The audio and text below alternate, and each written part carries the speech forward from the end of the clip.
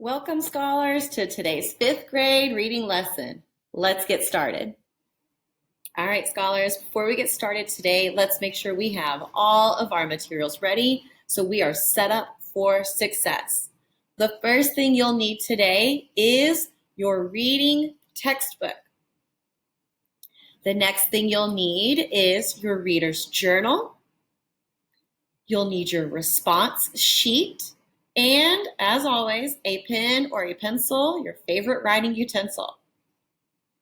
Now, once you have your materials, I want you to repeat after me. I am ready to learn when my mic is off until it is my turn to speak. I am ready to learn when my materials are in my learning space. I am ready to learn when I do not take pictures or record during the meetings. I promise TikTok will be there later. And I am ready to learn when I will respect my classmates and I will respect my learning time. So we have our things, we've set our norms. Let's get started. Many English words have roots that come from Greek or Latin. A root is a basic word part that carries meaning. Knowing the meaning of Greek and Latin roots can help readers understand the meanings of many different words that contain the same roots. Two of our critical vocabulary words this week contain the roots photo and odd, photograph and auditorium. Photo is a Greek root that means light. Odd is a Latin root that means hear. This is a Latin root that means see. When I see the roots photo, odd, or this, in other words, I will know that the word will have something to do with light, hearing, or seeing. Let's practice. Identify the root in each word and make a prediction about its meaning. Then, use a dictionary to check your thinking.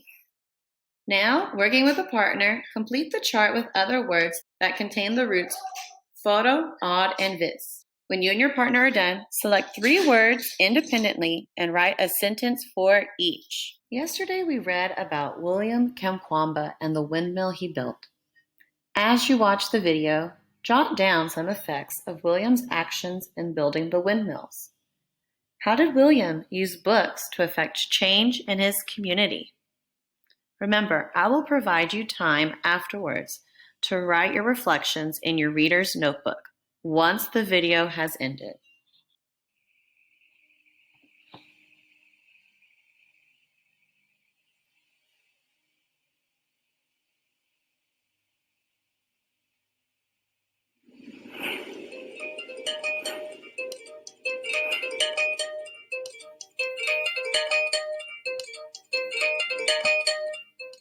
My name is William Kamkwamba, and I'm from Malawi.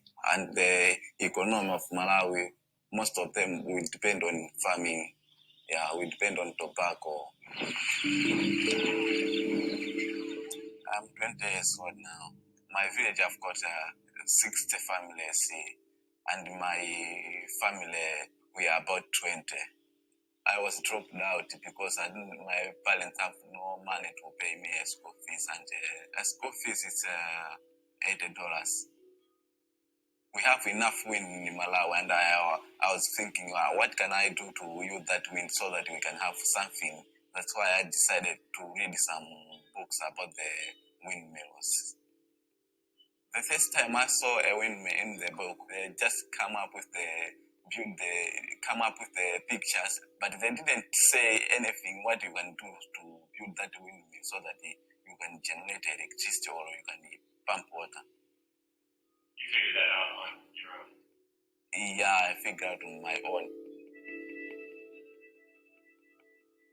If this windmill is in this book, if I can try, maybe I can make money so that I can have electricity in home. The time I was set to build a windmill, I was 14 years. It took me about two months to build the first windmill.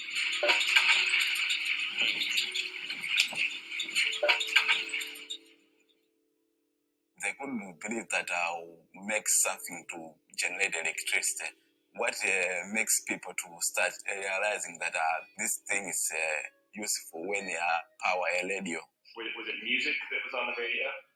It was a local Malawian reggae music. And most of the people, they didn't know what I'm doing. They thought that maybe I'm going mad and maybe I'm crazy. And I didn't see any much support on the first time. But after I've built a little in me, so when some people start realize that, oh, maybe this is a useful thing. Maybe we should help him. Yeah.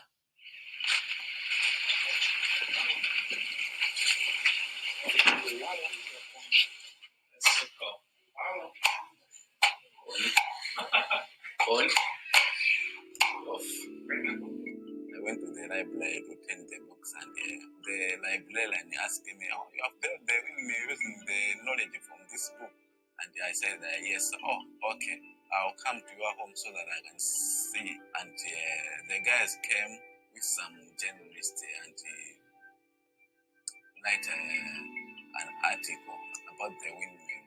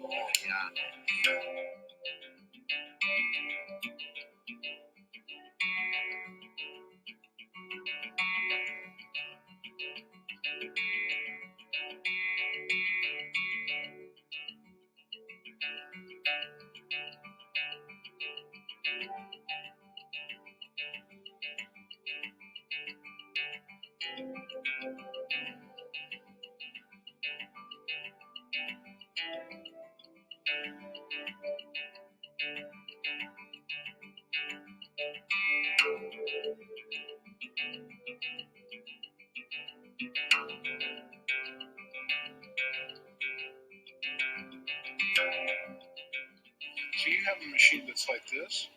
I took a tractor fan. Well, first off, when you see these enormous windmills, what are your first impressions? From a photograph in a textbook, William built a windmill. This is a story that should be shouted from the rooftops. My dream is to finish my education and in the future to start my own company about the windmills. Most of the people, they want technology, about the internet technology, but they cannot use the internet technology without electricity. That's what I'm planning to do, is to come up with the reliable electricity. Yeah, that's what I'm planning to do.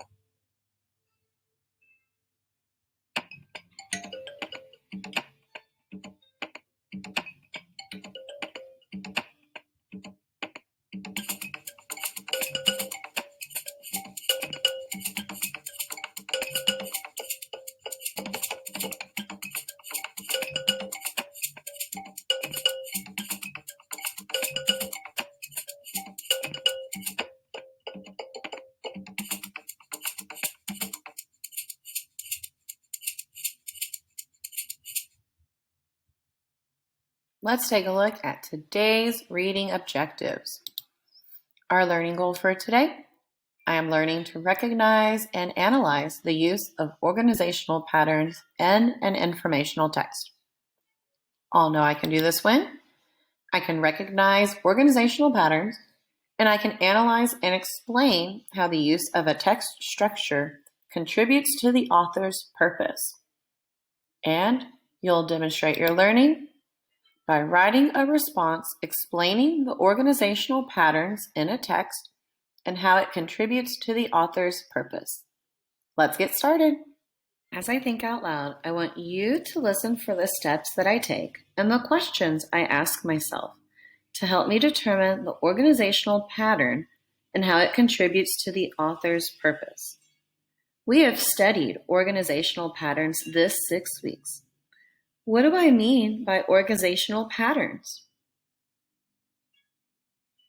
Remember, scholars, the way an author structures a text is what we consider an organizational pattern, and those can include sequential, comparing and contrast, cause and effect, problem and solution, and chronological order.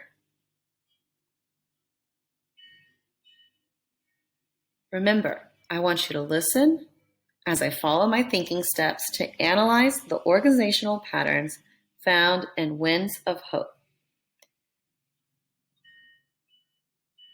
Let's look at our questions for today. What organizational pattern is used on this page? Well, yesterday I wrote in my annotations that there were 2 effects of the drought on William. I underlined the details that led me to this analysis. The first was that his family did not have money to pay his school fees, and the second was that William was not able to continue his education in school. Therefore, I have identified that the author has used cause and effect. The cause was the drought, and the effect was no money and no continued education in school. Now, let's look at the second question. Sometimes there are signal words that help you recognize text structure. Let's look back at the text. What signal words helped me determine the text structure was cause and effect? I remember reading the word because in paragraph 4, and I know that the word because signals a cause. Remember, as you work through the other pages, if you are unable to recognize a pattern, analyze the text for any signal words that may help you. Now, let's look at the last question on the slide. How does the use of this text structure, cause and effect, contribute to the author's purpose? Why would the author choose cause and effect as the text structure on this page? Notice I have rephrased this question. I want to first analyze why the author wrote about the drought in the first place. What was her purpose? What relevance does knowing about the drought have on William's story? Well, what if there had not been a drought? Would William have made the windmill? I'm guessing probably not. The events of the drought caused William to think about the problem his family was facing and wondered what he could do to help. The drought caused his family to lose money, which led to him not being able to go back to school. This extra time and his continued desire to learn led William to explore learning in the real world by taking apart things to discover how they were made.